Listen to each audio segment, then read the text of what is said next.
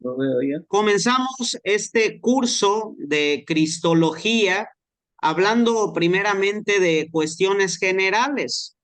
Pongan así como título, Cuestiones generales de Cristología. Cuestiones generales de Cristología. En cuestiones generales, primeramente tenemos que conocer qué es la Cristología. Así pónganlo.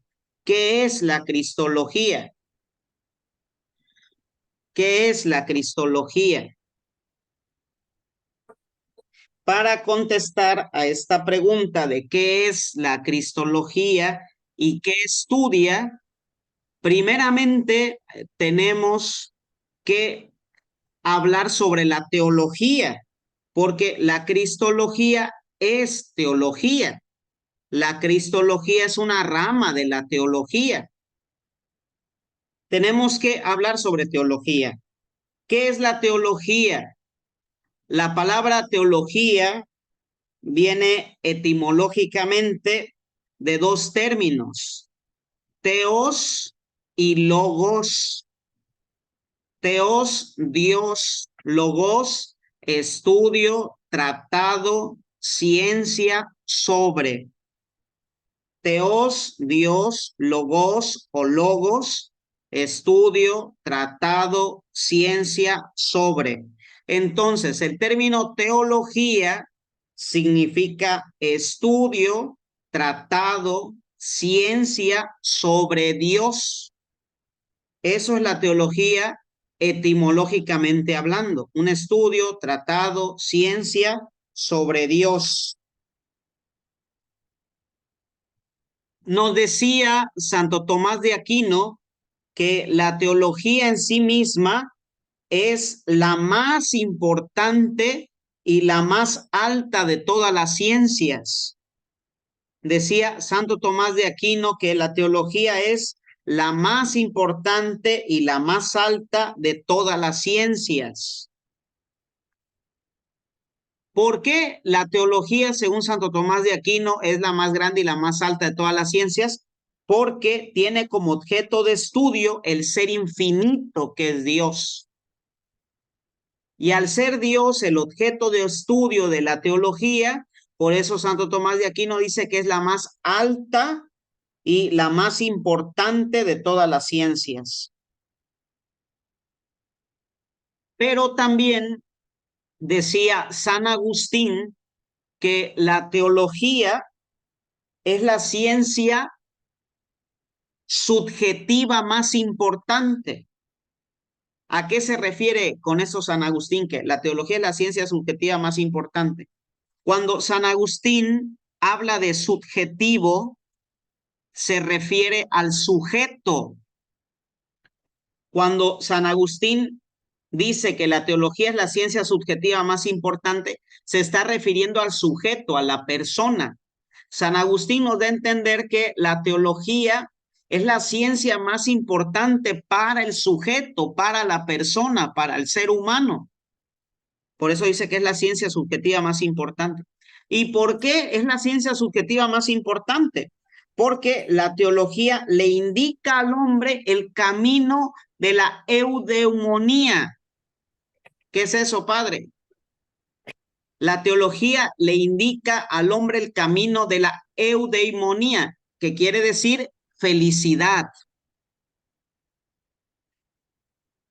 La teología le indica al hombre el camino de la felicidad. Por eso es la ciencia más importante, dice San Agustín, subjetivamente hablando. Es la ciencia más importante para el sujeto, para el hombre, para la persona. Ahora, ¿qué estudia la teología? Esto pónganlo. ¿Qué estudia la teología? El objeto material de la teología es primariamente Dios. El objeto material de la teología es primariamente Dios y secundariamente son todas las cosas creadas en cuanto que tienen relación con Dios.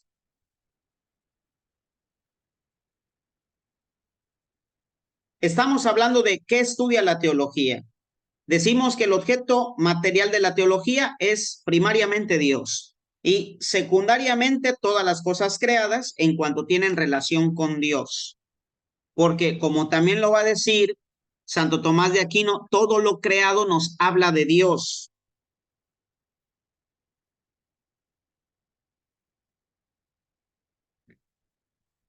Hay dos tipos de teología. Pónganlo eso también porque va a venir en su examen. Hay dos tipos de teología. La teología natural y la teología sobrenatural. La teología natural y la teología sobrenatural.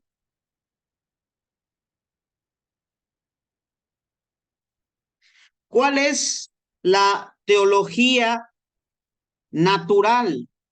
Es la que estudia las verdades sobre Dios, es la que estudia las verdades sobre Dios con los límites de la razón. Para ponerlo más cristiano, la teología natural es la que estudia a Dios con la razón.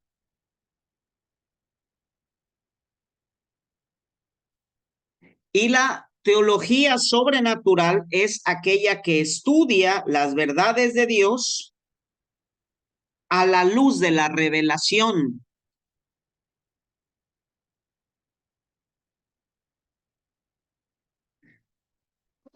Ahora, y cuando en teología hablamos de revelación, ¿a qué nos referimos? Sí. Cuando en teología hablamos de revelación, debemos acordarnos todos que para nosotros los católicos la revelación es aquello que Jesús nos manifestó del Padre. Esto pónganlo porque es examen también. Cuando hablamos de revelación, nos referimos a aquello que Jesús manifestó del Padre, aquello que Jesús nos dijo del Padre, aquello que Jesús nos habló del Padre. Eso es la revelación. Aquello que estaba escondido, Jesús nos los viene a revelar, nos los viene a decir, nos los viene a explicar. Eso es la revelación. Y la revelación tiene cuatro fuentes fundamentales. Eso también es pregunta de examen, que los que estudiaron Mariología ya se lo saben. De hecho, hasta les quisiera preguntar.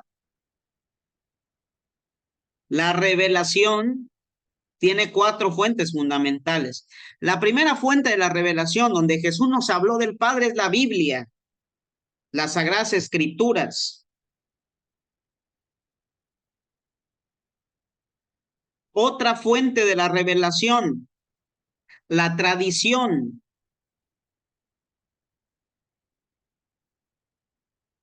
¿Qué es la tradición? Ya se los había explicado en cursos anteriores. La tradición no es vestir a la imagen del niño Jesús de blanco el 2 de febrero, eso no. O quemar cohetes en la fiesta patronal, es que es la tradición. No, cuando hablamos de tradición en teología, hablamos de la tradición con T mayúscula, es decir, aquello que nos enseñaron los apóstoles. Eso es la tradición.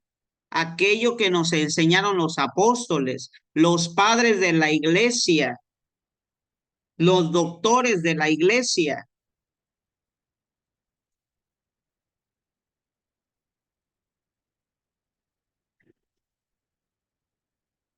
Entonces, llevamos dos fuentes de la revelación, la Biblia, la tradición, la tercera fuente es el magisterio.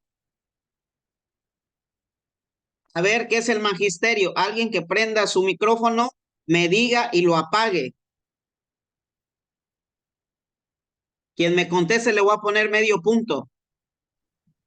Son las verdades de fe que promulga el Papa junto en sinodalidad con los obispos mediante los documentos como encíclicas, mutuo propio, bueno, y otros. Muy bien, Rita Salinas. Listilla desde chiquilla, medio punto ganado. Ya apague su micrófono, por favor. Ese es el magisterio. Son las verdades reveladas por el Espíritu Santo a través de su iglesia y de sus pastores, del Papa como cabeza visible de la iglesia y de los obispos unidos en comunión de amor con el romano pontífice.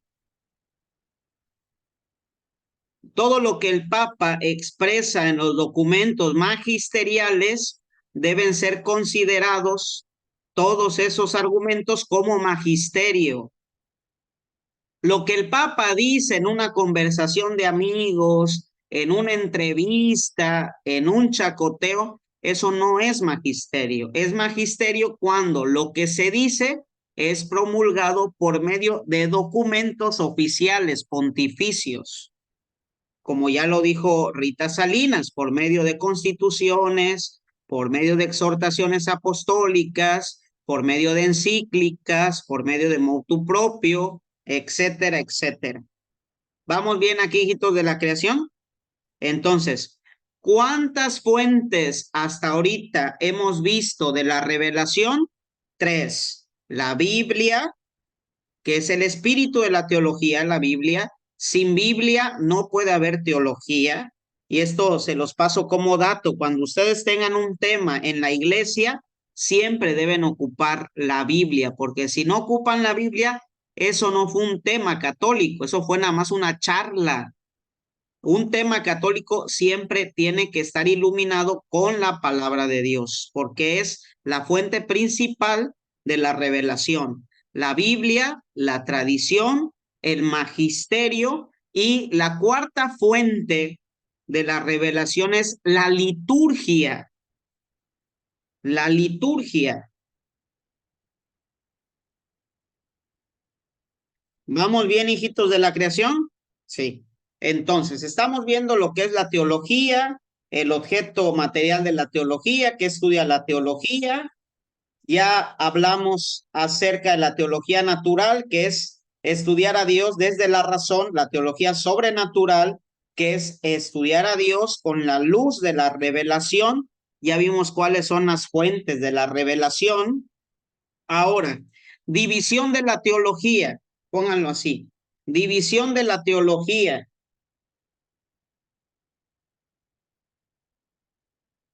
División de la teología.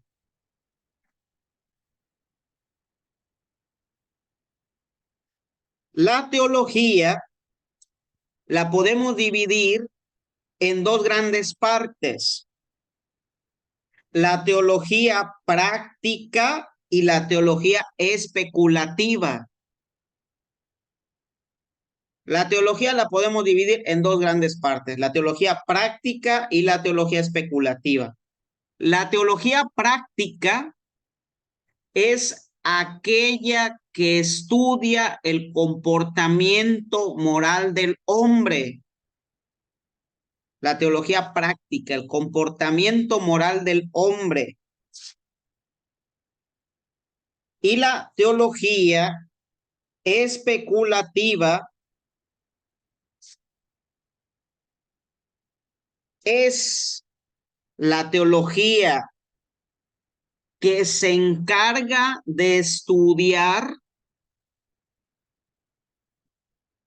las verdades de Dios divinamente reveladas. La teología práctica, habíamos dicho, que se encarga de estudiar el comportamiento moral del hombre.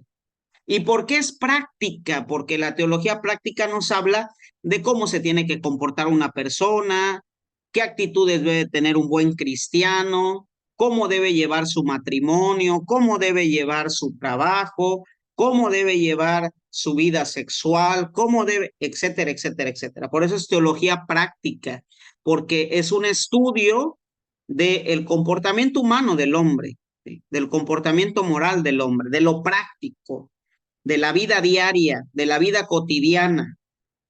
Y la teología especulativa, pues más bien se encarga de estudiar las verdades de Dios. La teología práctica, por así decirlo, estudia al hombre desde la fe. Y la teología especulativa estudia a Dios desde la fe. ¿Sí me doy a entender aquí en esta división? La teología práctica estudia las conductas morales del hombre, es decir, la teología práctica se centra más en el hombre y en su vida cotidiana, ordinaria. En todo lo que hace el hombre, la teología puede dar una palabra. En todo lo que hace el hombre, la teología puede dar una luz.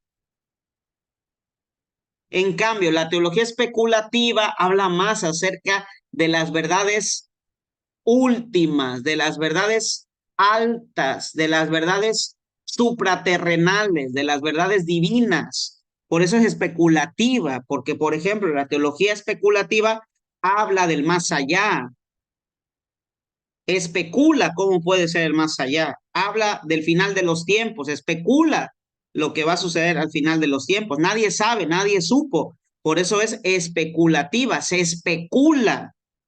¿Sí me doy a entender? Hijitos de la creación. Bueno, ahora, dentro de la teología especulativa se encuentra la teología dogmática, ¿sí? Dentro de la teología especulativa se encuentra la teología dogmática. Habíamos dicho que la teología especulativa, ¿de qué habla? De las verdades de Dios, de las verdades más altas, más sublimes. Y especula, ¿por qué especula? Porque no se tiene una certeza empírica y lo único que se hace en la teología especulativa es especular según lo que la Biblia, lo que la palabra, lo que la tradición, lo que el magisterio, lo que la liturgia nos dice. Especula sobre lo que puede venir después de esta vida. Ahora, dentro de la teología especulativa está la teología dogmática. Y ahí vamos aterrizando ya vamos aterrizando. La teología dogmática, ¿de qué nos habla? De los dogmas. Teología dogmática, los dogmas.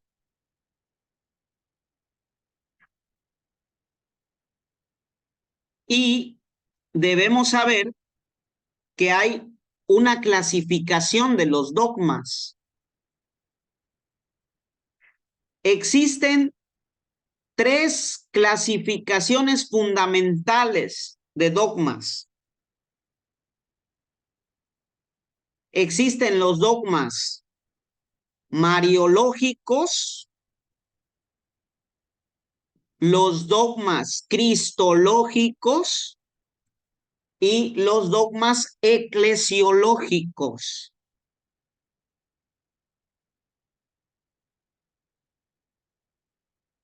¿Vamos bien, hijitos de la creación? Yo sé que de repente esto es complicado, pero lo debemos conocer. Estamos hablando de la teología, que la teología, ya hablamos objeto material, ya hablamos de la división de la teología. Estamos en la teología especulativa y decíamos que dentro de la teología especulativa está la teología dogmática. ¿Qué estudia la teología dogmática? Los dogmas. A ver, alguien que me diga qué es un dogma de los que han estado en curso conmigo y le regalo medio punto. Pero que me conteste bien, porque si me contesta mal, en lugar de dárselo, se lo quito. Padre, hasta donde yo sé, los dogmas es el conjunto de creencias o de reglas, me parece, ¿no? No. ¿No? Más o menos, a ver, ejecútalo mejor. No lo sabría definir ahorita, pero o sea, había leído hace años que era eso. Ok, bueno, entonces quien lo sepa bien, le doy medio punto. Quien no, se lo quito. Padre, ¿son las verdades reveladas por Dios? El dogma lo podemos definir claramente de esta manera. Un dogma es una verdad de fe. Es una verdad de fe que ha sido revelada por Dios y que ha sido promulgada por la iglesia. Es una verdad de fe revelada por Dios, promulgada por la iglesia. ¿Por qué un dogma tiene que ser una verdad de fe? Porque es algo que debemos creer como verdad, sin dudar.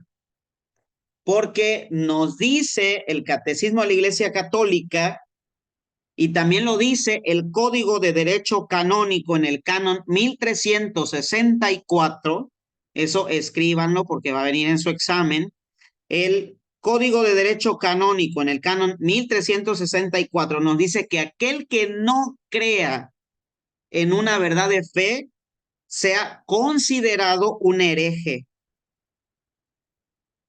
Un dogma es una verdad de fe que debemos creer como verdad. ¿Y por qué debemos creer como verdad? Porque ha sido revelada esa verdad. ¿Por quién ha sido revelada esa verdad? Por Cristo, por las Sagradas Escrituras.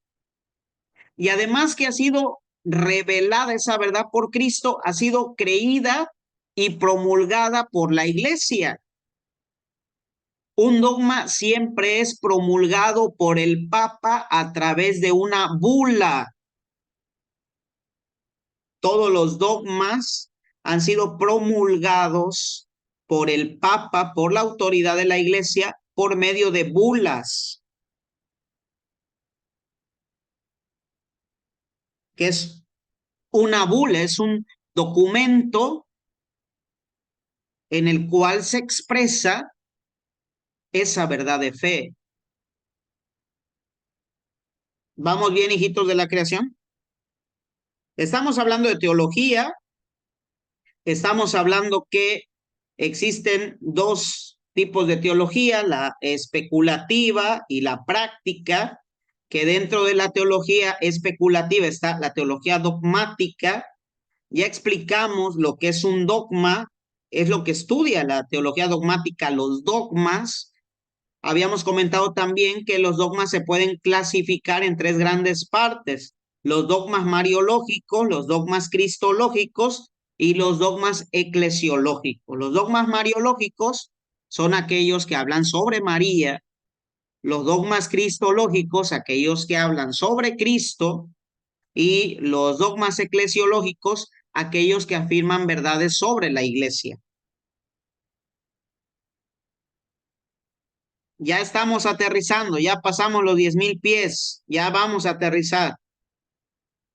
Dentro de la teología dogmática que estudia los dogmas, encontramos a la cristología, ¿sí? Dentro de la teología dogmática encontramos a la cristología. ¿Y qué es la cristología? Es la ciencia teológica especulativa, es la ciencia teológica especulativa que a través de las fuentes de la revelación, es la ciencia teológica especulativa que a través de las fuentes de la revelación estudia a Jesús, verdadero Dios y verdadero hombre.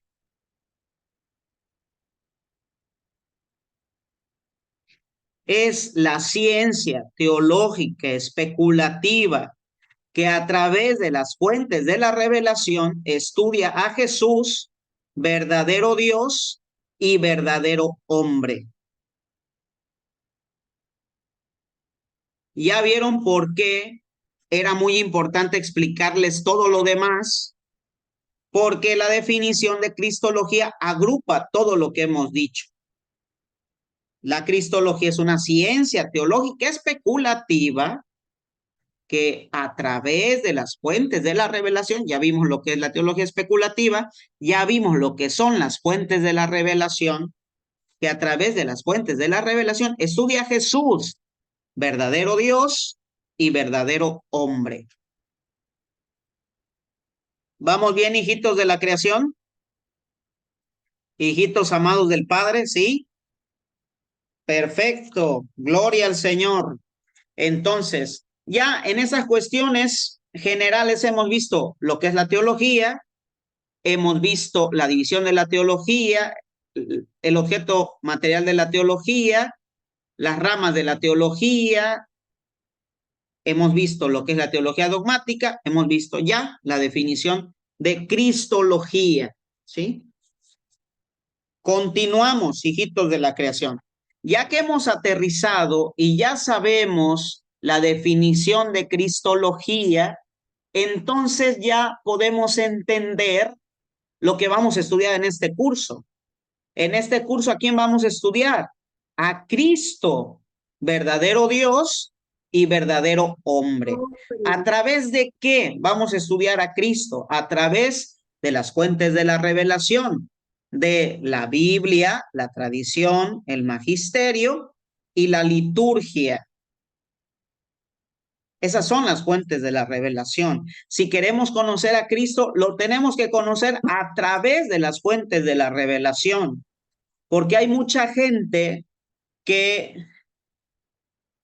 trata de conocer a Cristo no a través de las fuentes de la revelación, sino a través de un documental de National Geographic, a través de una serie de Netflix, a través de un libro, y pues ahí lo que encontramos nada tiene que ver con lo que nos dice la revelación. Si queremos conocer la verdad de Cristo, verdadero Dios, verdadero hombre, tenemos que conocerlo a través de las fuentes de la revelación. Porque decía el mismo San Jerónimo, que estamos celebrando en este mes de la Biblia, San Jerónimo decía, la ignorancia de las escrituras es la ignorancia de Cristo. Si queremos conocer a Cristo, lo tenemos que conocer a través de la revelación. Porque si queremos conocer a Cristo a través de libros, otros libros que no tienen que ver con la revelación, si queremos conocer a Jesús a través de las películas, a través de las series, vamos a tener una idea errónea de Jesús. Vamos a tener una idea de Cristo según el autor del libro, según el productor de la serie, el productor de la película, pero no según la revelación divina. Si queremos conocer a un Cristo real, lo tenemos que conocer a través de la revelación divina, lo que nos dice la Biblia, la tradición, el magisterio y la liturgia. ¿Vamos bien, hijitos de la creación? Cerramos el tema teológico. Ahora, abran otro tema. Pónganlo de esta manera. El cuadro de la vida de Jesús. El cuadro de la vida de Jesús.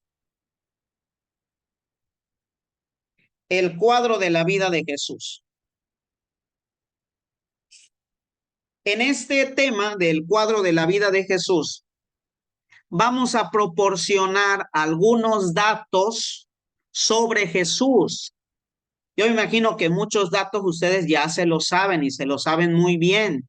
Ya mastican esos datos seguramente. Pero bueno, hay que recordarlos. En el cuadro de la vida de Jesús vamos a ver algunos datos que ustedes conocen y tal vez otros que no conocen. Primer dato sobre Jesús. Jesús es hijo del pueblo judío. Es decir, Jesús fue un judío palestino que nació en Belén hacia el año 6 antes de Cristo.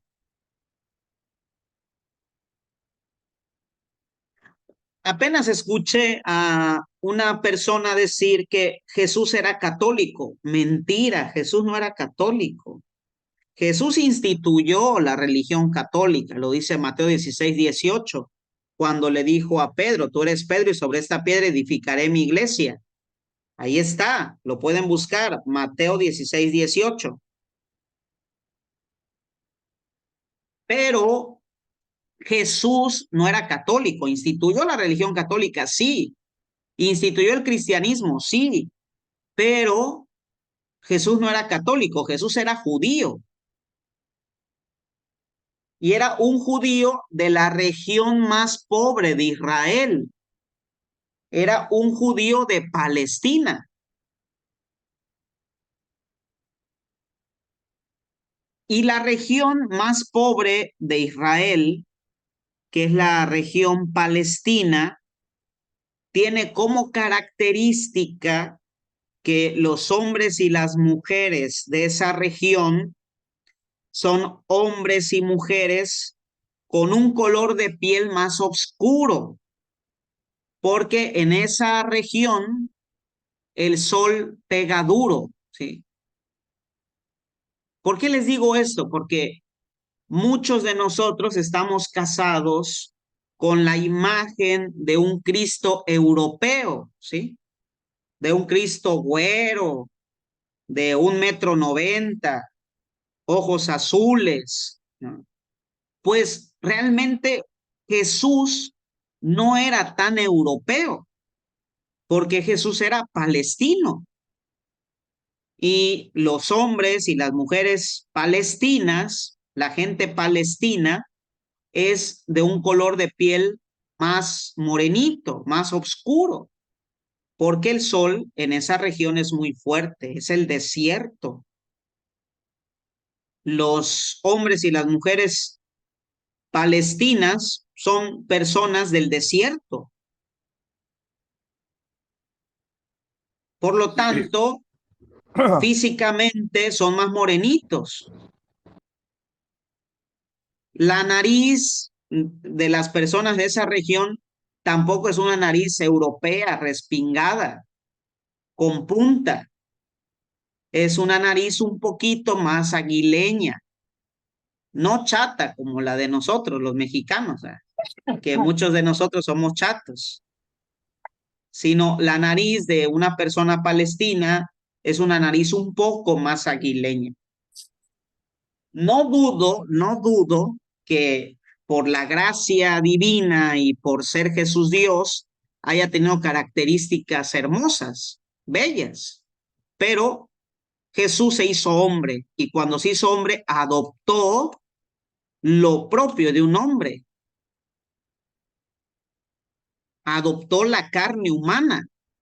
Jesús se encarnó en la historia y en un lugar geográfico concreto y por lo tanto adoptó las características raciales del lugar geográfico en el que le tocó vivir.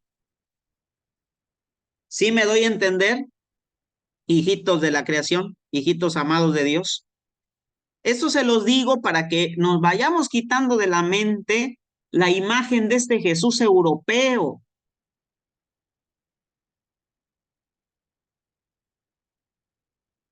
Jesús fue un judío palestino que nació en Belén hacia el año 6 antes de Cristo. ¿Vamos bien, hijitos de la creación? Segundo dato sobre Jesús. Como saben, fue llevado a Egipto por sus padres debido a la amenaza de muerte del rey Herodes y permaneció en Egipto aproximadamente 1 año. ¿Esto quién lo dice? Esto lo dice el padre Salvador Carrillo Alday en su libro Jesús de Nazaret, editorial Verbo Divino, página 21. Eso se los doy con autor y con página para que no me echen la culpa a mí. Ya tienen a quién echarle la culpa. Al padre Salvador Carrillo Alday, un gran biblista, estudioso de las Sagradas Escrituras. Entonces nos dice el padre Salvador Carrillo Alday que estuvo aproximadamente 1 año en Egipto y que al regresar del exilio de Egipto se estableció con su familia en Nazaret. ¿Por qué se establecieron en Nazaret? Porque en Nazaret vivía María Santísima y San José. Tercer dato sobre Jesús. se decía que Jesús era hijo de José. Todos en Nazaret conocían a Jesús como hijo de José, pero realmente los evangelios nos atestiguan que Jesús fue concebido por obra y gracia del Espíritu Santo en el seno virginal de María. Pero ¿por qué? A ver, ¿por qué? Y esto es para complementar el dato. ¿Por qué Jesús necesitó de un padre en la tierra? ¿Por qué? ¿Por qué Jesús necesitó incluso de una madre en la tierra? Porque siendo Dios pudo haber aparecido en cualquier lugar, pero necesitó de un padre y de una madre. ¿Por qué? Para dar cumplimiento a las profecías del Antiguo Testamento. Esa es la respuesta más bíblica. Para dar cumplimiento a las profecías del Antiguo Testamento. ¿Y cuáles eran las profecías del Antiguo Testamento? A ver, quien sepa, prenda su micrófono y me dice, y le doy medio punto. Si no sabe, le quito el medio punto.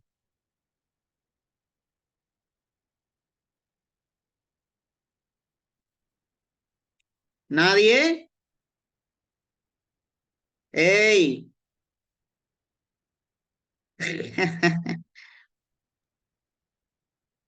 ¿Nadie?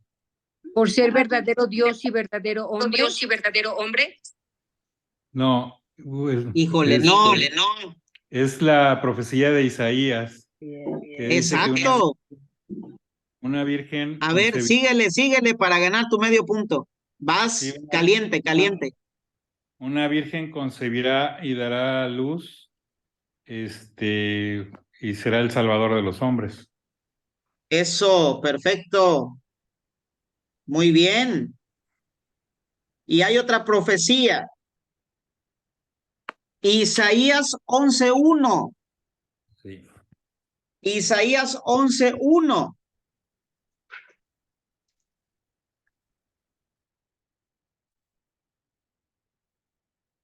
¿Qué nos dice Isaías 11:1? Brotará un retoño del tronco de David. Brotará un retoño del tronco de David. Por eso Jesús necesitó de un padre y de una madre para cumplir con la profecía del Antiguo Testamento. Porque hay que recordar, ¿sí?, que José era de la estirpe de David. Y María también era de la estirpe de David.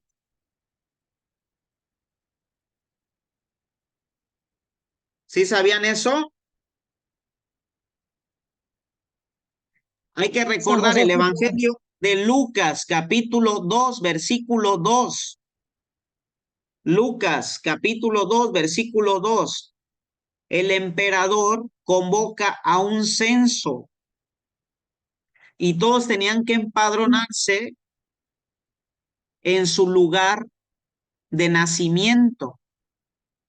¿Y dónde fueron a empadronarse José y María? A Belén. ¿Por qué se fueron a empadronar a Belén? Porque ellos habían nacido en Belén. Vivían en Nazaret, pero habían nacido en Belén. ¿Y esto qué tiene que ver con que el cumplimiento de la profecía del Antiguo Testamento? Porque en Belén nació el rey David. Y Jesús, al nacer en Belén, de hijos que descendían del linaje de David, él heredó por su nacimiento y por sus padres el linaje de David. Y de esa manera se estaba cumpliendo la profecía de Isaías 11:1. Del tronco de David nacerá un retoño, un renuevo. ¿Vamos bien, hijitos de la creación? Hijitos amados de Dios. ¿Sí? ¿Seguros? ¿No están durmiendo? Si alguien se está durmiendo, denle un pellizcón. Así Padre, se hubieran de dormir. Así ¿puede se hubieran de repetir? dormir. ¿Puedes repetir? Porque Jesús tenía que nacer en Belén, porque David era de Belén. ¿Y todo hijo de qué? Ahí me quedé. ¿Me puedes repetir, por favor? Por favor, no se distraigan, porque si se distraen, nos atrasan. Estén truchas, por favor. Habíamos dicho, sí, que Isaías había hecho una profecía, que iban a hacer un renuevo del tronco de David. Estábamos diciendo que por qué Jesús necesitó de padres para cumplir con la profecía de Isaías del Antiguo Testamento. Como María era descendiente de David y José era descendiente de David, de esa manera Jesús heredó la estirpe de David y al nacer en Belén con mayor razón. Por eso necesitó de padres para poder nacer bajo el linaje de David. Y como su mamá era del linaje de David y su papá era del linaje de David, Jesús heredó ese linaje. Por eso necesitó de sus padres. ¿Sí me doy a entender? ¿Sí? Bueno, continuamos, hijitos de la creación, si no, no vamos a terminar. Otro dato sobre Jesús. A los 12 años Jesús fue llevado por sus padres a Jerusalén y ahí celebró el Bar Mishvah.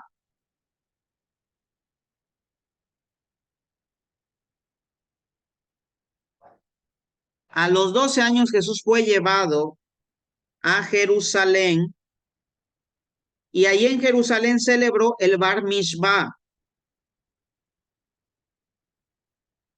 ¿Sí se acuerdan de esta cita bíblica? Lucas capítulo 2 versículo 22. Lucas 2:22.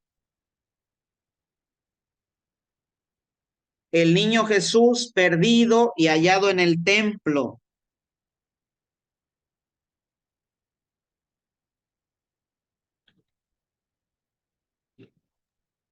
¿Cómo se dice Bar Mivash? Bar Mishvah. A ver, les voy a escribir aquí en el mensaje. A ver. Les voy a escribir el mensaje cómo se escribe Bar Mishvah. Bar Mishvah.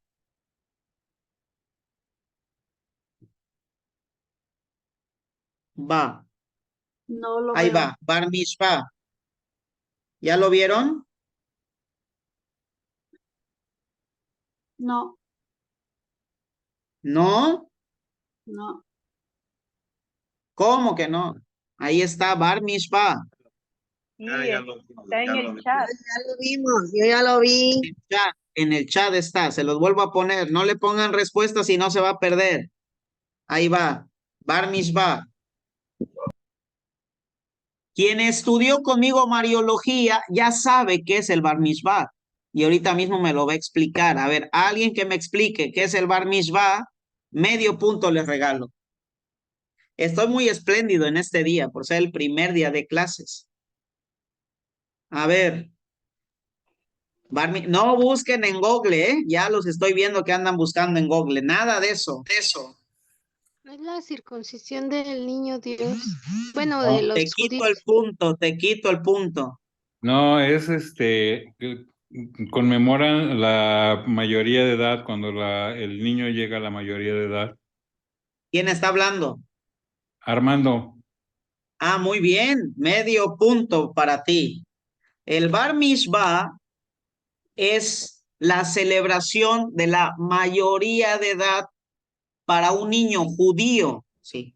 Porque se cree en la cultura judía que un adolescente, un niño adolescente cuando cumple entre 12 y 13 años, es considerado ese niño ya como un hombre.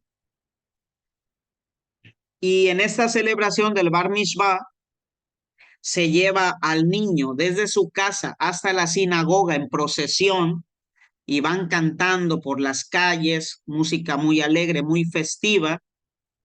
Y el niño llega por primera vez a la sinagoga se sube al ambón y desde el ambón proclama una lectura de la Torá y después de proclamar esa lectura de la Torá da una breve predicación.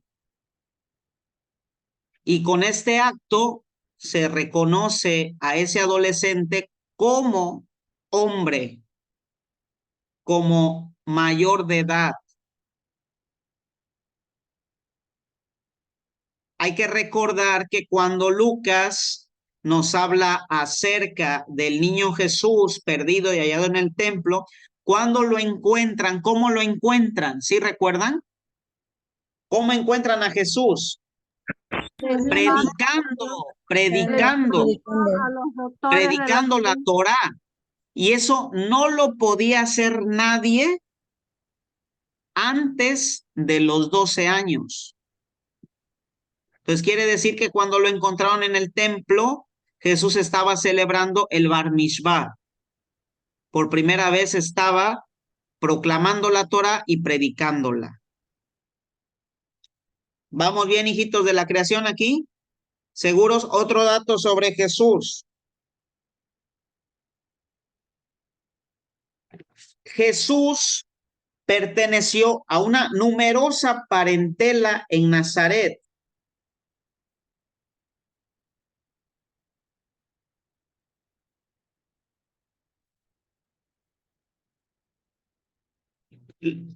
Jesús perteneció a una numerosa parentela en Nazaret. Por ejemplo, en el Evangelio de Mateo, capítulo 12, versículo 46, Mateo 12, 46, nos habla de los hermanos de Jesús, ¿sí? Que hay que recordar que los evangelios no se escribieron en español, sino en griego, la koiné. Y si nos vamos al texto griego, ¿sí? La palabra que se utiliza en griego es el término adelphos, que se deriva de Hanán.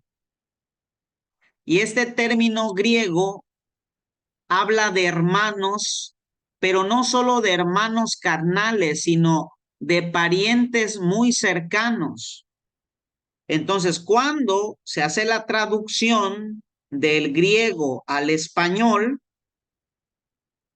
como el término adelphos habla de hermanos o parientes muy cercanos, casi hermanos, pues la Biblia latinoamericana y las demás traducciones prefirieron utilizar el término hermanos, porque el término hermanos era el término más parecido al griego adelphos.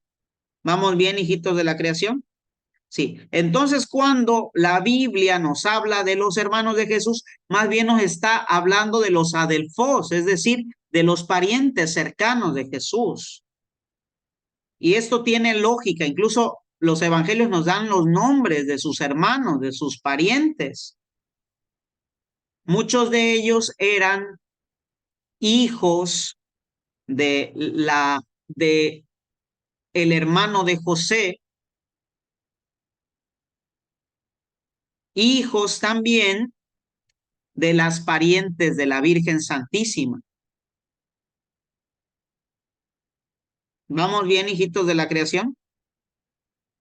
¿Sí? Entonces, tenemos que conocer esto para saber que Jesús en Nazaret tuvo muchos parientes, muchos familiares. Otro punto sobre Jesús. Jesús fue un judío artesano. Fue de clase modesta. No fue rico, no fue millonario. Fue un judío artesano de clase modesta. De hecho, ¿a qué se dedicaba Jesús? ¿Qué era Jesús? Carpintero. Era carpintero. Pero en tiempos de Jesús, los carpinteros eran conocidos como tectos. Tectos, así como lo escuchan. A ver. Tectos. Los carpinteros en tiempos de Jesús eran conocidos como tectos. ¿Qué es un tectos? Es prácticamente un artesano, ¿sí? Que se dedicaba a las cosas de la construcción, a las cosas de la carpintería, a los arreglos de las casas, a los arreglos de las tiendas. Hagan de cuenta un milusos. Un carpintero en tiempos de Jesús era un milusos, que se dedicaba a la carpintería, a la construcción, al arreglo de tiendas, al arreglo de techos, que se dedicaba a hacer cosas de constructor. Hagan de cuenta un albañil, ¿sí? ¿Sí me doy a entender? Sí, padre. Eso era un carpintero. Actualmente, pues cuando escuchamos la palabra carpintero, pues nos viene a la mente la madera, los muebles, ¿sí? Jesús no solo se dedicaba a eso, sino a hacer casas, a hacer tiendas, a hacer techos, etcétera. Era un miluso. Por eso nos dice el padre Salvador Carrillo Alday que era un artesano. ¿Por qué? Porque sabía de muchas cosas y todo lo que hacía lo hacía con sus manos. Otro punto sobre la vida de Jesús. Jesús fue un judío practicante de su religión. Era un judío practicante de su religión. Por eso nos dice el padre Salvador Carrillo Alday que Jesús era un hasid. Era un hasid. Se los escribo. Un hasid. Ahí está. Un hasid. ¿Qué quiere decir eso de hasid? Estamos diciendo que Jesús era un judío practicante. Dentro de la corriente del judaísmo, los hasid son los judíos ortodoxos. Dentro de la corriente del judaísmo, los hasid son los judíos ortodoxos. Es decir, los que siguen al pie de la letra la ley y los mandamientos. Jesús era un hasid.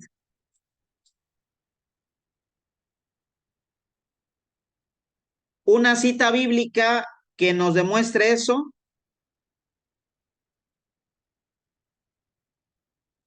A ver, ¿alguien se sabe una cita bíblica que nos demuestre que Jesús era un hasid?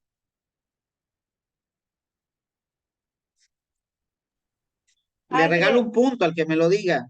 La cita cuando lee Jesús en la sinagoga, la cita sobre Isaías, el Espíritu del Señor está sobre mí.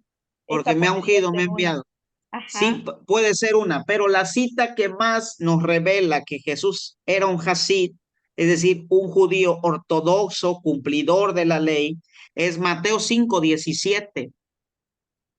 Mateo 5:17, donde Jesús dice, no piensen que he venido a abolir la ley o los profetas, sino a darle cumplimiento, a darle plenitud. Jesús no vino a abolir ninguna ley, sino vino a dar plenitud a la ley mosaica. Por eso afirmamos que Jesús fue un hasid, porque él no vino a quitar la ley, sino a darle plenitud. Es decir, él era un cumplidor férreo de la ley mosaica y de la ley de Dios. Era un hasid, eso significa hasid, un judío ortodoxo, un judío practicante. ¿Quién de ustedes es un hasid cristiano? Así, ortodoxos, practicantes. ¿Sí hay en este grupo hasid cristianos? ¿Sí? Pues si no se echan porras ustedes, ¿quién más? ¿Verdad? Pero bueno, un Hasid sería aquel ortodoxo, practicante. Pues Jesús era eso, era un judío ortodoxo, practicante. Otro dato sobre Jesús. Jesús era un judío, a pesar de ser un judío pobre, palestino, era un judío instruido, ¿sí? Ya después vamos a ver la ciencia que tenía Jesús, la ciencia infusa, la ciencia difusa, lo vamos a ver más adelante. Pero nos dice el padre Salvador Carrillo Alday que Jesús, a pesar de ser un judío pobre, palestino, era un judío instruido. ¿Y por qué afirma esto el padre Salvador Carrillo Alday? Porque decíamos que Jesús era un hasid, ¿sí? Era un estudioso de la ley. Y como era estudioso de la ley, pues podemos asegurar que era un judío instruido, porque conocía la ley.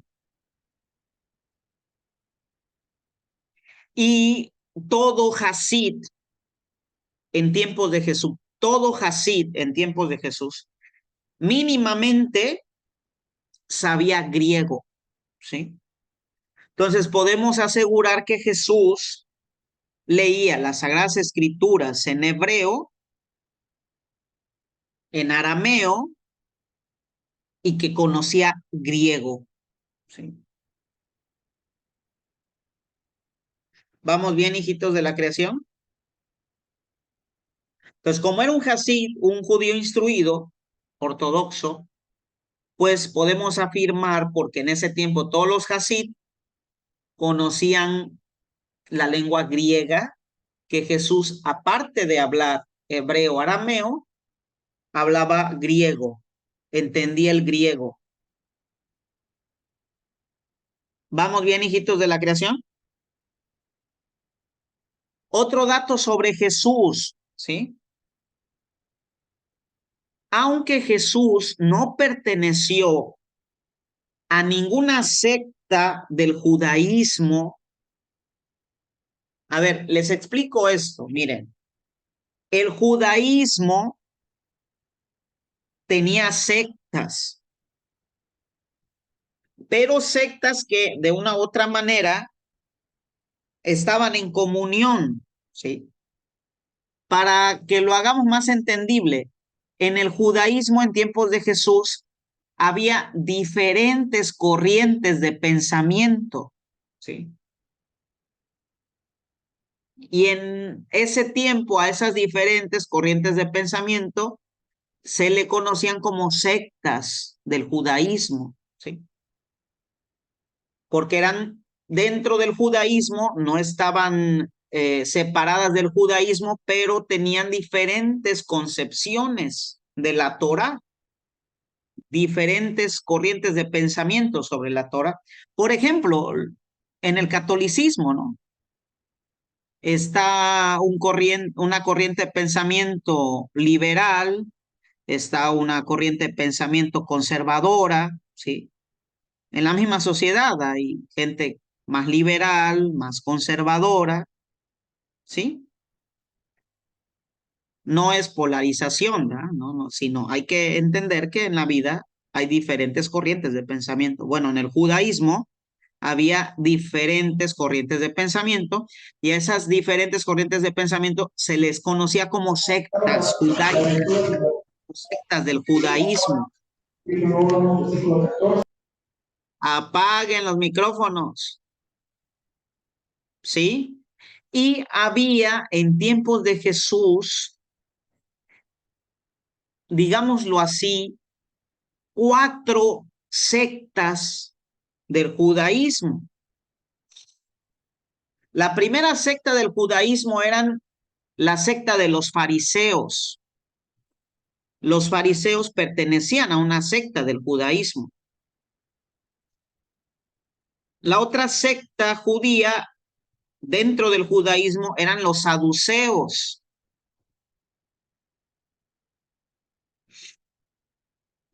La otra secta dentro del judaísmo eran los escribas. Y la cuarta y última secta eran los celotes. Ojo, celotes, no elotes, celotes, así. No es elotes, celotes. Ya se los mandé en el mensaje, celotes. O celotas, los conocen algunos. Celotas, que es lo mismo, celotes o celotas. Eran esas 4 sectas del judaísmo. Les explico brevemente cada una de ellas, ¿sí? Los fariseos eran aquellos que creían en los ángeles, en los espíritus y en la resurrección. Y doctrinalmente los fariseos eran más hasid, es decir, más ortodoxos, más apegados a la ley. Por eso Jesús tuvo mucho pleito con ellos, porque ellos entendían la ley de manera rigorista. Esos eran los fariseos. Los fariseos creían en los ángeles, en los espíritus, en la resurrección. Eran más estrictos en la ley. Los saduceos, en cambio, que eran también judíos, de la secta, una secta judía, la mayoría de los saduceos eran gente de buena posición, eran gente de buena economía.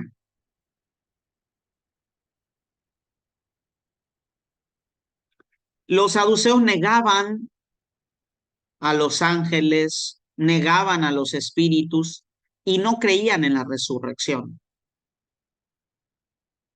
Eran, digamos, más liberales, menos ortodoxos.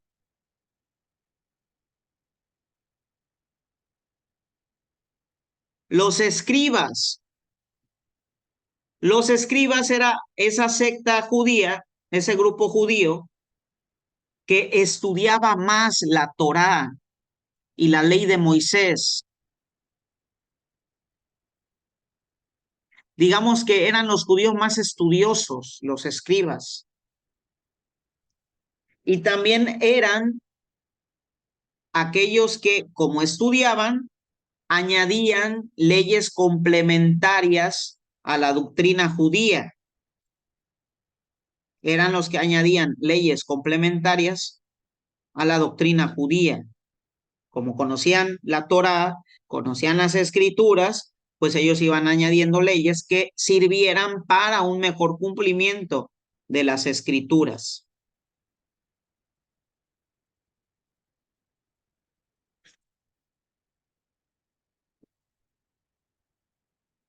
¿Se acuerdan de esta cita bíblica donde Jesús hace los famosos ayes?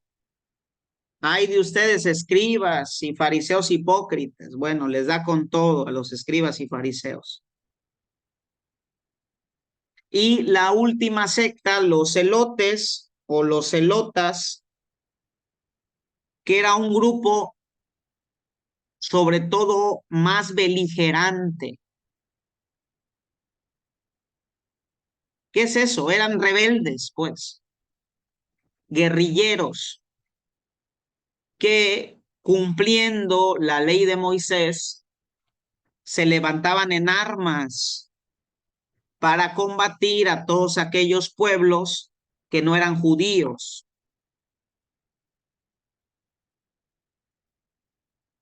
Es un grupo que trataba de limpiar el judaísmo persiguiendo a los no judíos.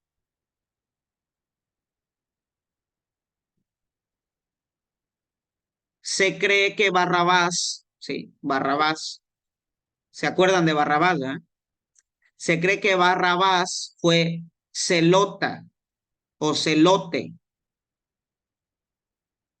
¿Se acuerdan que nos dice el Evangelio que Barrabás había asesinado a unos romanos? ¿Sí? Se cree que porque era celota. Los celotas, por lo regular, estaban en guerra contra los no judíos. y era un grupo rebelde, era un grupo guerrillero, y por lo tanto muchos de ellos eran asesinos. Asesinaban en el nombre de Dios. ¿Vamos bien, hijitos de la creación? ¿Sí? ¿Por qué les eché este choro? Que yo sé que les va a servir para que cuando ustedes escuchen los evangelios sepan quiénes eran los fariseos, sepan quiénes eran los saduceos, sepan quiénes eran los escribas, sepan quiénes eran los celotes. ¿Sí lo conocían? Así la división, bueno, ya lo saben. Padre, Por, disculpe, ¿y los publicanos? Los publicanos, la palabra lo dice. Bueno, los publicanos no era propiamente una secta del judaísmo. Los publicanos eran las personas pecadoras que públicamente toda la comunidad sabía que eran pecadores. Por eso se les consideraba publicanos, porque su pecado era público, todo el mundo lo conocía, todo el mundo lo sabía, todo el mundo sabía que esa persona era pecadora. Por eso la palabra publicano, que hace referencia al público, que su pecado era público, todos lo sabían, todos lo conocían. O sea, no era de dudar que esa persona fuera pecadora, era un publicano, es decir, un pecador público. Todo el mundo sabía que ese era un pecador porque vivía en pecado. Sí, Por ejemplo, una gracias. prostituta era considerada publicana. ¿Por qué? Porque era una pecadora pública. Todo el mundo sabía que era prostituta y por lo tanto todo el mundo sabía que estaba en pecado.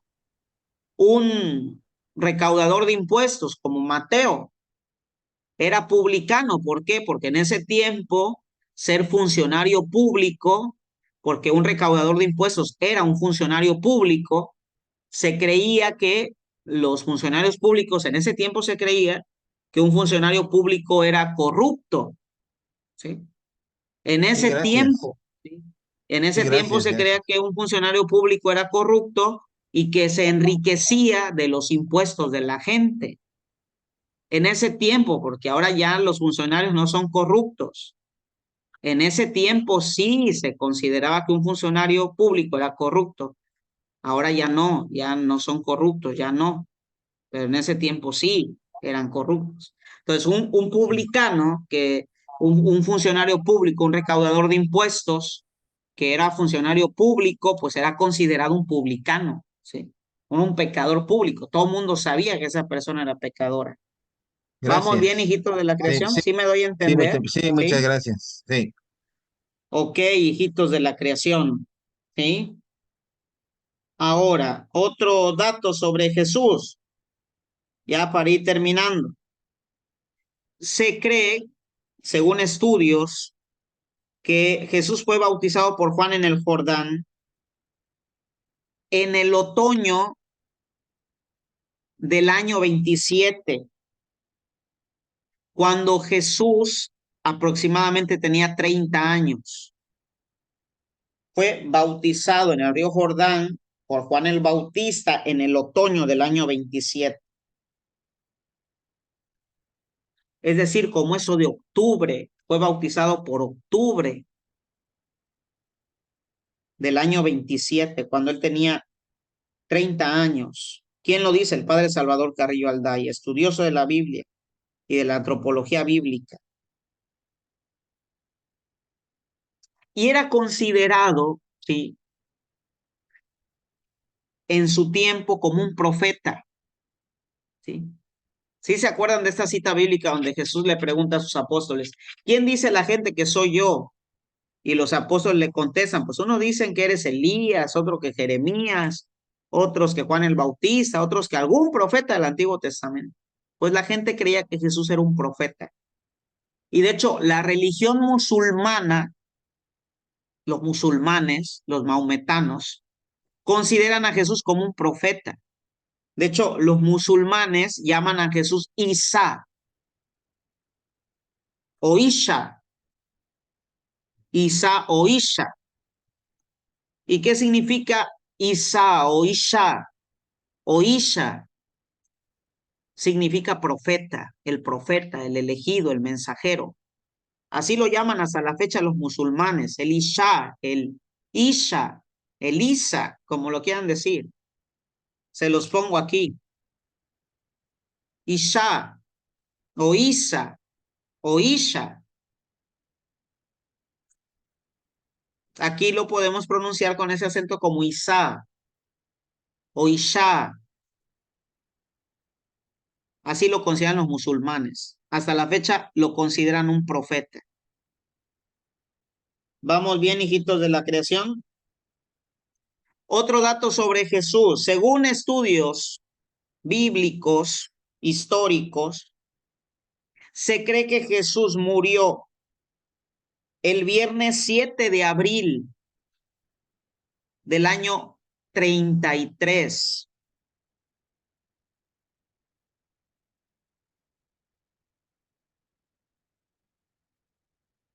Se cree que murió un viernes 7 de abril del año 33 a las 3 de la tarde.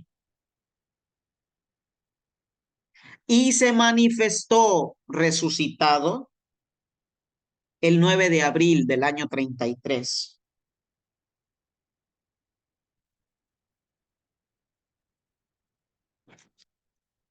¿Vamos bien, hijitos de la creación?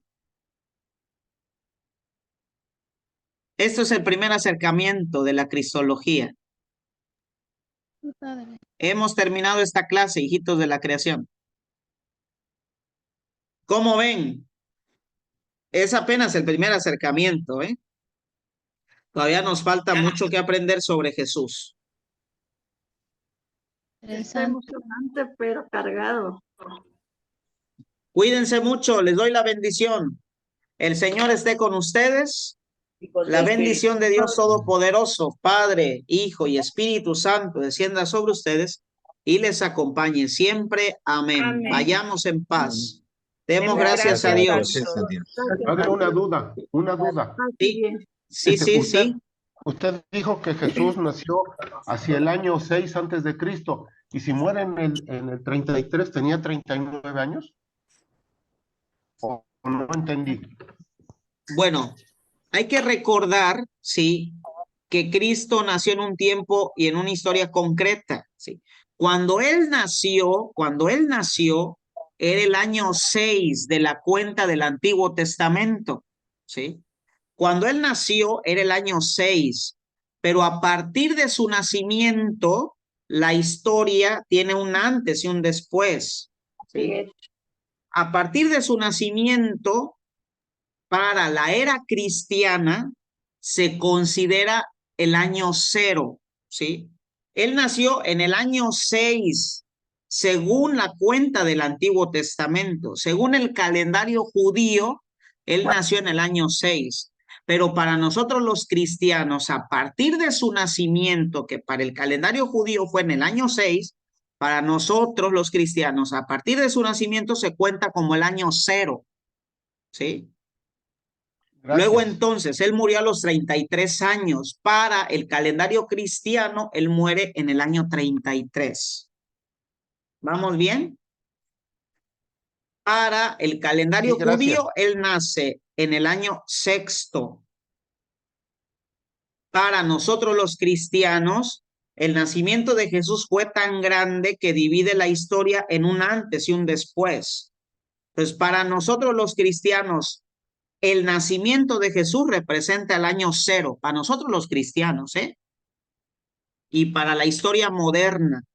Pero si tú le preguntas eso a un judío, te va a mandar a la goma, ¿sí? Si tú le dices, no, Jesús partió la historia en un antes y un después, se va a enojar contigo, ¿sí? Porque ellos se rigen por otro calendario, que es el calendario lunar, ¿sí? ¿Vamos bien, hijitos de la creación?